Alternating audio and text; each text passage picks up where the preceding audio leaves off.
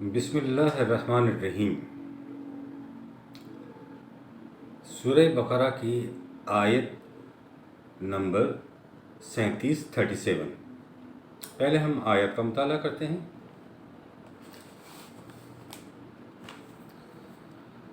فَتَلَقَّى آدَمُ مِن رَّبِّهِ كَلِمَاتٍ فَتَابَ عَلَيْهِ إِنَّهُ هُوَ التَّوَّابُ الرَّحِيمُ۔ اس آیت میں جو ضرب المثل ہے وہ ہے انہو هو التواب الرحیم، جس کا سادہ ترجمہ یہ ہے وہ تو ہے ہی بڑا توبہ قبول کرنے والا، بڑا مہربان ہے۔ سہ مادہ حرفی الفاظ پر مبنی مفردات اس ضرب المثل میں دو ہیں، التواب اور الرحیم۔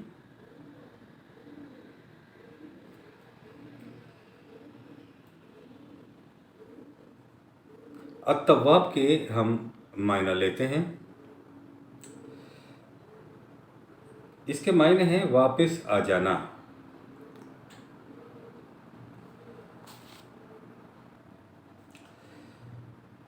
توبہ اور استغفار میں کیا فرق ہے؟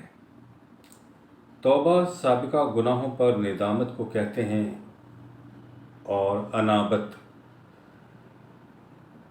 مستقبل میں ترک معاصی کو کہتے ہیں۔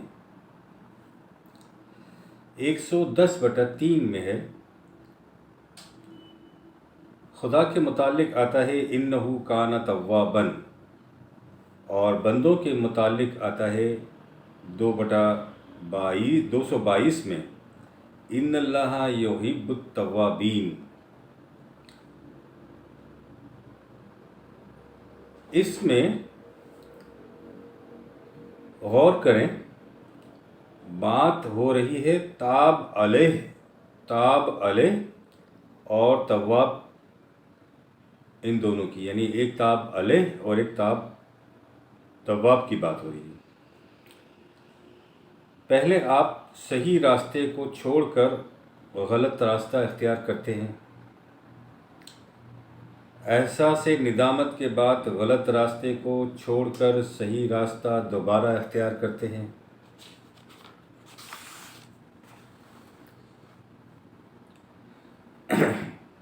جب آپ غلط راستے سے منہ موڑتے ہیں تو اس کا مطلب ہے کہ آپ غلط راستے سے پیچھے ہٹ رہے ہیں۔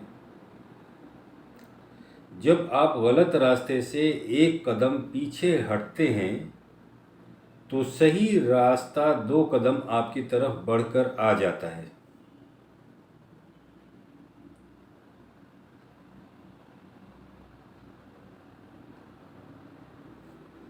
اس سے کیا مراد ہے کہ 2 قدم صحیح راستہ جو ہے 2 قدم آپ کی طرف بڑھ کر اور آ جاتا ہے؟ اس کا مطلب یہ ہے کہ ایک وہ قدم جو غلط راستے سے منہ موڑنے کے نتیجے میں آپ پیچھے ہوئے، اس پیچھے ہونے کو واپسی کو توبہ کہتے ہیں۔ توبہ کرنے والے کو تائب کہتے ہیں، جسے مضر اثرات کی تلافی بھی کہتے ہیں۔ اس کا مطلب یہ ہے کہ آپ صحیح راستے کے ایک قدم قریب ہو گئے، کیونکہ آپ نے غلط راستے کی طرف قدم نہیں بڑھایا۔ ایک تو یہ آپ کا قدم ہو گیا، اور صحیح راستے کی طرف جو قدم آپ آگے بڑھا رہے ہیں وہ تو آپ کے کھاتے میں لکھا جا رہا ہے۔ اس لیے کہا جاتا ہے کہ صحیح راستہ 2 قدم آپ کی طرف بڑھ کر آتا ہے۔ اسے تاب علیہ کہتے ہیں، تاب علیہ یا تاب علیہ، اور ایسا کرنے والے کو تواب کہتے ہیں۔ یعنی جب انسان غیر خداوندی قوانین کو چھوڑ کر قانون خداوندی کی طرف رخ کرتا ہے تو قانون خداوندی اپنے تمام خوشگوار نتائج کو لیے ہوئے اس انسان کی طرف متوجہ ہو جاتا ہے۔ یعنی ہر شخص کے لیے بعض آفرینی کے مواقع اور امکان موجود ہوتے ہیں، اور اسی طرح ہر قوم کی نشات ثانیہ ہو سکتی ہے۔ یہ موقع تب تک ہوتا ہے جب تک عمل صالحہ کرنے کا امکان موجود ہو۔ اب آتے ہیں دوسرا سے حرفی مادہ، وہ ہے الرحیم۔ رحیم کا بنیادی تصور اس چیز کی وضاحت ہے کہ قرآن کریم ایسی قوم تیار کرتا ہے جو اپنی جنت کے گل و لالس کو اپنے خون جگر سے کھلاتی ہے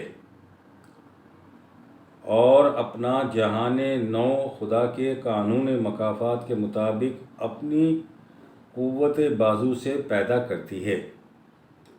رحمت اس عطیے کو کہتے ہیں جو کسی کے ظاہر و باطن کی کمی کو اس کی ضرورت اور اس کے تقاضوں کے مطابق بغیر کسی مزد یا معاوضے کے دی جائے۔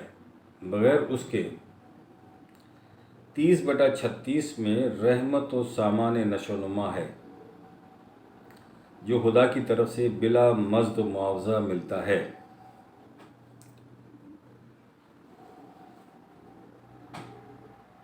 قرآن کریم کی روح سے فلاح و فوز یعنی کامرانی اور کامیابی اعمال صالحہ کا فطری نتیجہ ہے، اور یہ سب کچھ خدا کے مقرر کردہ قانون کے مطابق ہوتا ہے جسے قانون مکافات عمل کہتے ہیں۔ 53/39 میں ہے۔ اس قانون کا بنیادی اصول اس میں بیان کیا گیا ہے کہ انسان کو وہی کچھ ملتا ہے جس کے لیے وہ جدوجہد کرے۔ وحی کی تعلیمات اسی مقصد کے حصول کی خاطر دی گئی ہیں کہ فرد کو چاہیے کہ وہ ان چیزوں سے فائدہ اٹھائے اور خدا کے قانون کے مطابق ذات کی نشو و نما کرے۔ ذات کی نشو و نما تبھی ممکن ہے جب ایک صحیح انسانی معاشرے میں دوسرے افراد معاشرہ کی ربوبیت کی جائے۔ اس طرح زندگی کی خوشگواریوں سے بہرہ یاب ہوا جا سکتا ہے۔ جو ایسا نہیں کرے گا وہ خوشگواریوں سے محروم رہ جائے گا۔ اسی کو خدا کا قانون مکافات عمل کہتے ہیں۔ انسان اپنے اعمال کے نتائج کی روح سے خدا کے قانون مکافات کے مطابق خوشگواریوں تک پہنچتا ہے۔ توبہ اور استغفار کے معنی یہ بھی ہیں کہ آدم کو بتدریج نشو و نما دینے والے مالک و آقا یعنی رب نے اپنی رحمت یعنی وحی کے ذریعے طبیعی نشو و نما اور انسانی ذات کی نشو و نما کے لیے جو احکام و قوانین دیے ہیں ان کی طرف رجوع کیا جائے۔ اس طرف رجوع کرنے کو توبہ کہتے ہیں، اور اس کا نتیجہ اللہ کے قانون مکافات کی طرف سے رجوع بمغفرت کی شکل میں نکلتا ہے، جس کے لیے کہا جاتا ہے کہ اس کی توبہ قبول کر لی گئی۔